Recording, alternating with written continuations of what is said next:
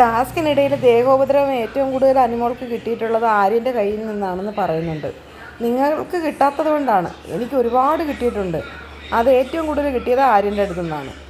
ചവിട്ടും അടിയൊക്കെ എന്ന് അനുമോൾ പറയുന്നുണ്ട്. എന്നിട്ട് പറയാം, ഇന്ന് നടന്ന ടാസ്കിനകത്ത് നോക്കി ബിഗ് ബോസ് പറഞ്ഞ് നിർത്തിക്കോളാൻ. അപ്പം ഇവനെ ഒന്നുകൂടെ എടുക്കാൻ വേണ്ടി എൻ്റെ കയ്യിൽ ഇങ്ങനെ അള്ളി എടുക്കുവാണെന്ന് അനുമോൾ പറയുന്നു. എത്ര പ്രാവശ്യം എനിക്ക് കിട്ടിയിട്ടുണ്ട്.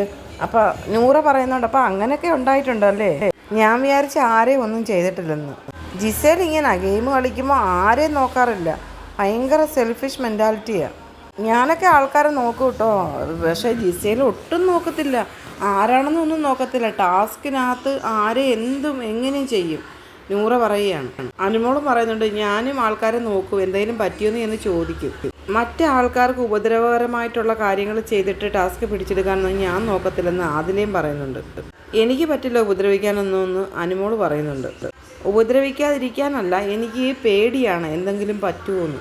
ഇവളുടെ ആ ചെരുപ്പിൻ്റെ ടാസ്കിനകത്ത് ഇവളുടെ കൈമുറിച്ച് ഓക്കെ, എല്ലാം ഇത് ടാസ്കിൻ്റെ ഇടയിലാണെന്ന് പറഞ്ഞാലും എല്ലാവരും ഇങ്ങനെ ഉപദ്രവിക്കുന്നത് എന്തിനാണ് ഈ മനുഷ്യൻ? എല്ലാവരെയും മുറിച്ച് ഇങ്ങനെ ബ്ലഡ് വരുത്താനാണെങ്കിൽ ആ മനുഷ്യൻ്റെ ക്യാരക്ടർ എന്താ? അക്ബറിൻ്റെ കാര്യമാണ് ആദില പറയുന്നത്. അപ്പോൾ അനുമോൾ പറയുകയാണ്, ബോട്ടിൽ ടാസ്കിൻ്റെ ടൈമിൽ അവിടെ വന്ന് കയറി അവിടെ ഭയങ്കര ബഹളമായിരുന്നു. എല്ലാ കാര്യത്തിനും ഈ പുള്ളിക്ക് പ്രശ്നമാണ്, ഈ പുള്ളിക്ക് എന്തോ പ്രശ്നമുണ്ടെന്ന് ആദില പറയുക. നൂറ പറയുക, ഫെയർ ഗെയിം കളിച്ചാൽ മതി, ഡേർട്ടി ഗെയിം കളിക്കരുതെന്ന് അയാൾ പറയുന്ന കേട്ട്. അന്നേരം ഇയാൾ ആ ബോട്ടിൽ ടാസ്കിൻ്റെ സമയത്ത് എന്തൊരു കളിയാണ് കളിച്ചത്?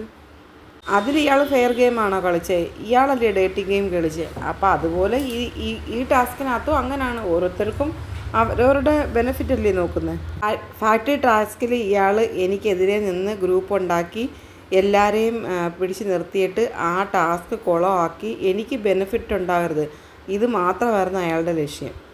അവർ കളിച്ചത് ഗെയിമാണ്, അത് കുഴപ്പമില്ല, പക്ഷേ ഫിസിക്കൽ അറ്റാക്ക് ചെയ്തില്ലേ, അത് വേണ്ടായിരുന്നു ആദില പറയുകയാണ്.